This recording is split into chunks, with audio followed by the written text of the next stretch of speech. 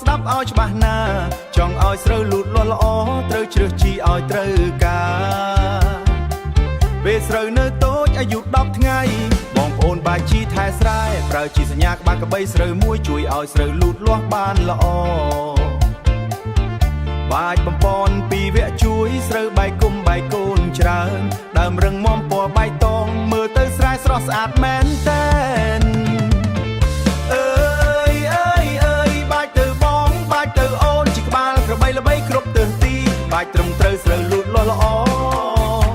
កសិករយើងសប្បាយចិត្តណាស់អើយជីក្បាលក្របីពេញស្រែស្គាល់គ្រប់គ្នាស្រូវមួយជួយបែកគុំល្អដើមស្រូវរឹងមាំស្រស់ថ្លាស្រូវពីរបំពន់ពេលស្រូវធំជួយបង្កើនផលឲ្យបានច្រើនស្រូវផ្លែល្បិញគួរគ្រាប់ពេញស្រូវឆ្នាំនេះកសិករសប្បាយចិត្តមែនដល់ពេលស្រូវចាប់ផ្ដើមធំបងបាច់ជីក្បាលក្របីស្រូវពីរជួយឲ្យគួរស្រូវពេញល្អគ្រាប់ធំទម្ងន់ក៏ល្អជាងមុនស្រូវពេញស្រែទុំលឿងស្អាតខ្យល់បក់រំភើពេញវាកសិករយើងញញឹមពេញវាលកសិករយើងញញឹមសប្បាយព្រោះឆ្នាំនេះផលស្រូវច្រើន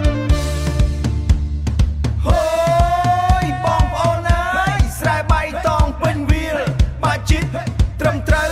ទិន្នផលកើនឡើងខ្ពស់ណាស់ក្បាលពីបង្គំបែកកូនល្អក្បាលក្របីស្រូវពីរបង្កើនផលឲ្យបានច្រើន